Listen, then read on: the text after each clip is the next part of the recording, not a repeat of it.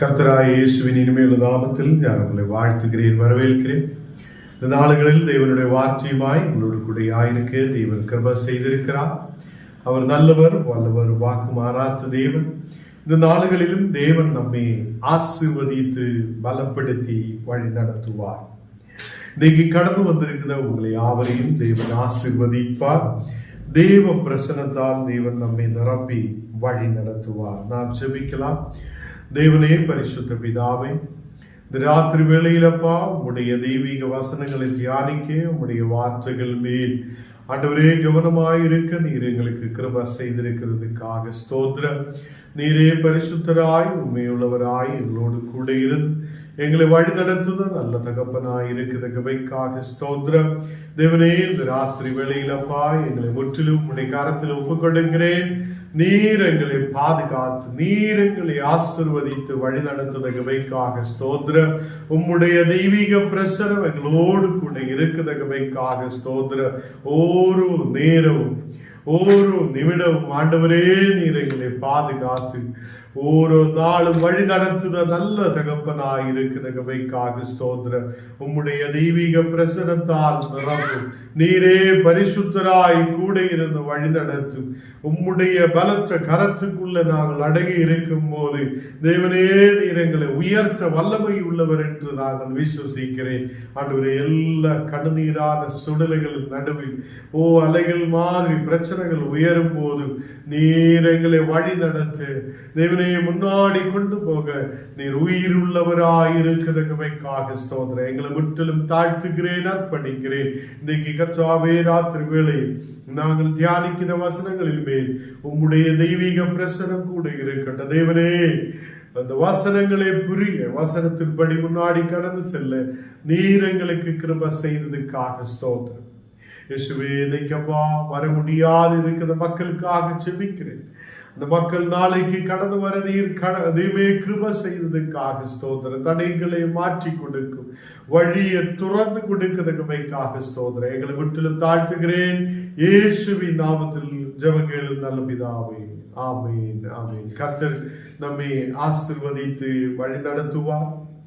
தேவ பிரசனத்தால் தேவன் நம்மை வழி நடத்துபவராயிருக்கிறார். கர்த்தர் ஒருபோதும் நம்மை கைவிடுதவர் அல்ல. அவர் நம்மை நேசிக்கிறவராய் இருக்குது. அவர் நம்மை பாதுகாக்கிறவராய் இருக்குது. தேவ பிள்ளைகளே, தேவன் உங்களை ஒருபோதும் கைவிட மாட்டேன்.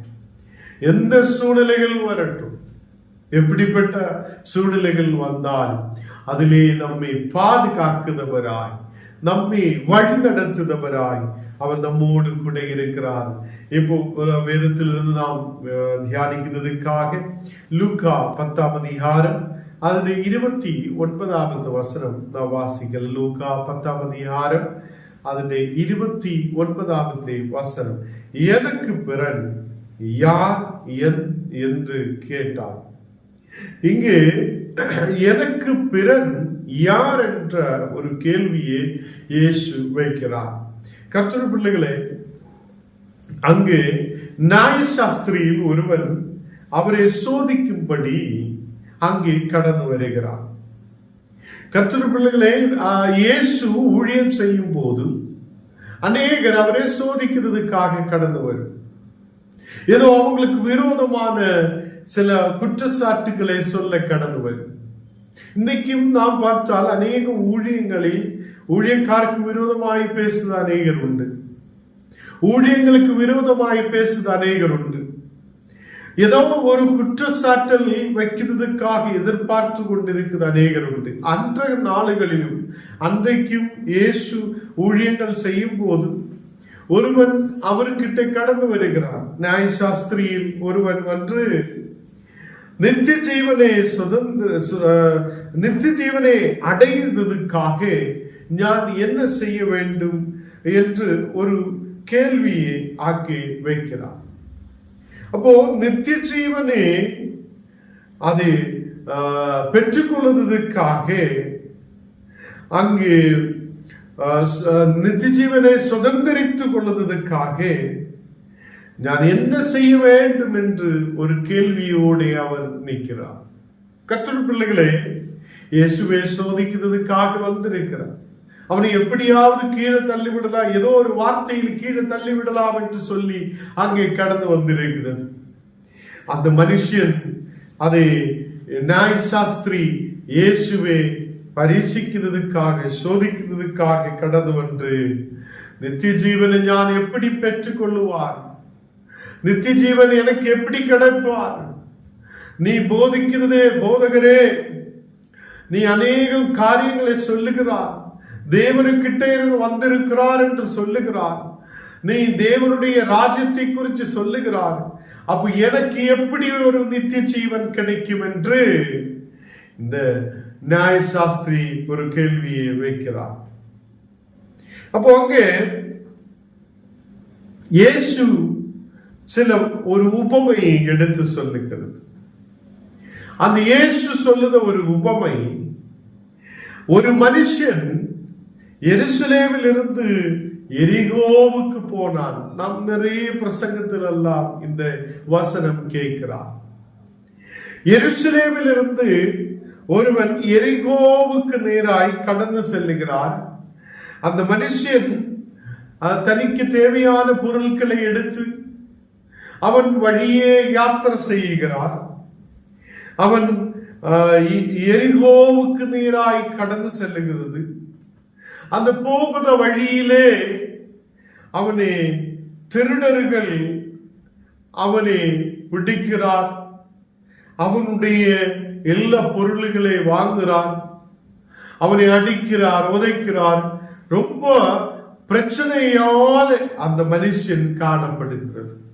கர்த்தருடைய பிள்ளைகளே, நமக்கு தெரியும், திருடர்கள் நம்மளை பார்த்தால் நம்முடைய எல்லா பொருள்களையும், நல்ல விசேஷித்த பொருள்கள் எல்லாம் அவங்க எடுத்து கொண்டு போகும். அதே மாதிரி இந்த மனுஷன் எருசலேமிலிருந்து எரிகோவுக்கு கடந்து செல்லும் போது அங்கே வழியிலே கள்ளர்கள் திருடர்கள் அவனை அடிக்கிறார், கீழே தள்ளி விடுகிறார், அவனுடைய பொருள்கள் எல்லாம் எடுத்து விடுகிறார். அப்போ அங்கே அவன் வஸ்திரங்களை உரிந்து கொண்டு அவனை காயப்படுத்தி இருக்கிறார் என்று வேதத்தில் பார்க்கிறார். அவனுடைய வஸ்திரங்கள் எல்லாம் எடுத்திருக்கிறார், அவனை காயப்படுத்தி இருக்கிறது. அவன் காயப்பட்டவனாய் இப்போது அந்த வழியருகில் இருக்கிறான். யாரும் அவரை பார்க்கிறதுக்காக இல்லை, யாரும் உதவி செய்வதற்காக இல்லை. நமக்கு தெரியும், நாம் இப்போ ஒரு பைக்கில் போய் கொண்டிருக்கிறார் என்றால் ஏதோ ஒரு இடத்தில் வைத்து திருடர்கள் நம்மை பிடித்தால் நமக்கு என்ன செய்ய முடியும்? அங்கே யாரும் இல்லாது இருக்கும் போது நமக்கு எப்படி தப்பிக்க முடியும்? இங்கே இதே மாதிரி ஒரு சூழ்நிலையில் இந்த மனுஷன் காணப்படுகிறான். அவனுக்கு உதவியாய் யாரும் இல்லை. அந்த இடத்தில் காயத்தோடு இருக்கிறான். அவனுக்கு உதவி செய்ய, தண்ணீர் கொடுக்க, அவனுக்கு தேவையான உபசரிப்பை கொடுக்க அங்கே எந்த மனுஷனும் இல்லாது இருக்கிறது. கர்த்தருடைய பிள்ளைகளே, இங்கே காயப்பட்டவன், அவன் வஸ்திரம் இல்லாதே, அவனுக்கு தண்ணீர் இல்லாதே, அவனுக்கு எப்படியோ முன்னாடி போக முடியாத சூழ்நிலையில் அவன் இருக்கும் போது அந்த வழியே ஒரு ஆசாரியன் அந்த வழியே வருகிறான். இந்த ஆசாரியன் அந்த வழி வந்து அவனை கண்டு பக்கமாய் விலகி போனான் என்று சொல்லுகிறது. அந்த ஆசாரியன் அவனை பார்த்திருக்கிறது. அவனுக்கிட்ட ஏதாவது உதவி வேணுமா என்று அவர் கேட்டதில்லை, உதவி செய்ய போயதில்லை. அவன் கீழே விழுந்து கிடக்கும் போது அவனை உதவிக்காக எழுப்பி விடுவது இல்லை. அவன் விலகி போனான் என்று காணப்படு. ஏனென்றால் அந்த மனுஷன் இரத்த கரையோடு இருக்குது. அவன் அடித்து, திருடர்கள் அடித்து உதைத்து அவன் காயப்பட்டு இருக்கும் போது அவனை தூக்கி எடுத்தென்றால் இவனுடைய வஸ்திரம், ஆசாரியனுடைய வஸ்திரங்கள் எல்லாம் பிளட் ஆகும், ரத்தமாகும். இப்படி இருக்குத வஸ்திரத்தோடு அவன் ஆலயத்தில் கடந்து செல்ல முடியாது இருக்கும். அவன் அசுத்தனாய் எண்ணப்படும். இதனாலே இவன் அவருக்கு உதவி செய்யாமலே கடந்து போயிருக்கலாம் என்று நாம் நினைக்கிறது. கர்த்தருடைய பிள்ளைகளே, அந்த ஆசாரியன் அவனை கரம் பிடிச்சு எழுப்புவதற்காக போனதில்லை. அவனை தூக்கி எடுத்து ஏதோ ஹாஸ்பிட்டலுக்கு கொண்டு போகலாம் என்று நினைத்தது இல்லை. எதனால என்றால் அவன் ஆசாரியனாய் இருக்கிறான். அவன் ஆலயத்தில் கடந்து செல்லணும், அவன் ஆலயத்தில் ஜெபங்களில் கலந்து செல்லணும், அங்க வசனம் வாசிக்கணும், மக்கள் முன்னாடி நிக்கணும். இதுக்காக இவனை தூக்கி எடுத்து இனி எதுக்கு ஞானம் இரத்தக்கரையாய் மாற்றப்படணும், ஞானம் அசுத்தனாய் மாற்றப்படணும் என்று சொல்லி அங்கே விட்டு அவன் ஓடி போயிருக்கிறது. அங்க விட்டு அவன் விலகி போனான் என்று தேவனுடைய வார்த்தையை பார்க்கிறான். அங்கே இரண்டாவதாக நாம் பார்க்கும்போது ஒரு லேவியனும் அந்த இடத்துக்கு வந்தார்கள். அப்ப லேவியனாய் இருக்கிறவன் அந்த இடத்தில் வந்திருக்கிறது. அவனை கண்டு பக்கமாய் விலகி போனான் என்று காணப்படுகிறான். இந்த லேவியனும் அவன் தேவனுடைய ஆலயங்களில் இருக்கிறவன், அவன் தேவனுக்காக நிற்கிற மக்கள், அந்த விசுவாசத்தோடு இருக்கிற மக்களும் இவனுக்கு உதவி செய்தது இல்லை. கர்த்தருடைய பிள்ளைகளே, அந்த நேரத்தில் அந்த மனுஷன் காயப்பட்டிருக்கிற மனுஷனுக்கு என்ன தேவை? அவனுக்கு ஒரு உதவி தேவையாயிருக்கிறது. அவனை கரப்பிடிச்சு எழுப்பி தூக்கி ஏதோ ஒரு அவனுக்கு காயங்களை கெட்டதுக்கான ஒரு உதவி தேவைப்படுது. அந்த சூழ்நிலையில் ஆசாரியன் அவங்களுக்கு உதவி செய்தது இல்லை, லேவியனும் அவங்களுக்கு உதவி செய்தது இல்லை. அவனும் லேவியனும் விலகி போனான் என்று காணப்படுகிறான். கர்த்தருடைய பிள்ளைகளே, இங்கே ஒரு சமரியனாய ஒருவன் அங்கே வந்திருக்கிறது. அவன் இந்த சமரியனானவன் அங்கே வந்து அந்த காயப்பட்டவனை பார்க்கும் போது அவன் மனதுருகி இருக்கிறது. எண்ணெயும் அவனுக்கு தேவையான திராட்சரசமும் அவனுக்கு அதை கொடுத்து அவனுடைய காயங்களை கெட்டி இருக்கிறது என்று பார்க்கிறான். கர்த்தருடைய பிள்ளைகளே, நாம் அநேக நாளுகளில் தேவனோடு கூட பயணிக்கிறது. நமக்கு ஒரு பிரச்சனைகள் வரும்போது நமக்கு யார் கூட இருப்பார் என்று நாம் கவலைப்படுகிறார். நாம் நினைக்கும் நம்மோடு கூட இருக்கிறவங்கள் அல்ல எப்போது நம்மோடு கூட இருக்கும். நாம் நினைக்கும் என்னுடைய செல்வங்கள் எல்லாம் எப்போது என்னோடு கூட இருக்கும். எனக்கு தேவை வரும்போது என்னுடைய எல்லா மக்களும் எனக்கு உதவி செய்யும் என்றெல்லாம் நாம் நினைக்கும். அப்படி இல்லை. சில நேரத்தில் சாத்தான் நமக்கு விரோதமாய் எழும்பும் போது, சாத்தான் நமக்கு விரோதமாய் எழுந்திட்டு வரும்போது நாம் கீழே விழுந்து எழும்ப முடியாத சூழ்நிலையில் இருக்கும் போதும் நமக்கு உதவியாயிருக்கிற ஒரு நல்ல தகப்பன் உண்டு என்று நாம் நினைக்கட்டும். கர்த்தருடைய பிள்ளைகளே, இயேசு நமக்கு நல்ல தகப்பராயிருக்கிறார். அவர் வழியிலே உன்னை காயத்தோடு தள்ளி விட்டுட்டு போகிறவர் அல்ல. அவர் உன்னை ஏதோ அப்படியே இருக்கட்டும் என்று சொல்லி தள்ளிவிட்டு போகிற தேவன் அல்ல. அவர் உண்மையில் மனதுருகுத தேவனாயிருக்கிறது. அவர் நம்மேல் மனதுருக்கம் உள்ளவராயிருக்கிறது. நாம் அவரில் விசுவாசமாயிருக்கும் போது, நாம் அந்த தேவனை விசுவாசத்தோடு நம்பிக்கையோடு நாம் அவரோடு கூடியாயிருக்கும் போது நமக்கு வருத எல்லா பிரச்சனைகளிலிருந்தும் தேவன் நம்மை விடுவிப்பார். தேவன் நமக்கு தீர்க்காயுசு கொடுப்பார். தேவன் நமக்கு பலத்தை கொடுப்பார். நம்மை நல்லபடி முன்னாடி கொண்டு போக வழி நடத்த அவர் உண்மையுள்ளவராய் இருக்கிறது. இங்கு அந்த சமரியக்காரன் அந்த மனிதன், காயப்பட்ட மனிதனை எடுத்து அவனுடைய சுய வாகனத்தில் ஏற்றி சரீரத்தில் அவன் அங்கே ஏற்ற காயங்களையும் அவனுக்கு இருக்கிற எல்லா பிரச்சனைகளையும் அவன் கட்டி அவன் தன் வாகனத்திலே ஏற்றி அப்படியே அவனை கொண்டு போகிறான். ஒரு சத்திரத்தில் அவனை கொண்டு போனான். அந்த இடத்தில் அவனுக்கு தேவையான உதவிக்காக, அவனுக்கு என்னென்ன தேவை இருக்குதோ அதுக்காக அவன் அங்கிருந்து புறப்படும் போது பணத்தை எடுத்து அவனுக்கு தேவையானது கொடுத்திருக்கிறது. கர்த்தர் பிள்ளைகளே, இந்த சமரியக்காரன் இந்த அடிப்பட்ட மனுஷனை, காயப்பட்ட மனுஷனை முன்னாடி தெரியாது.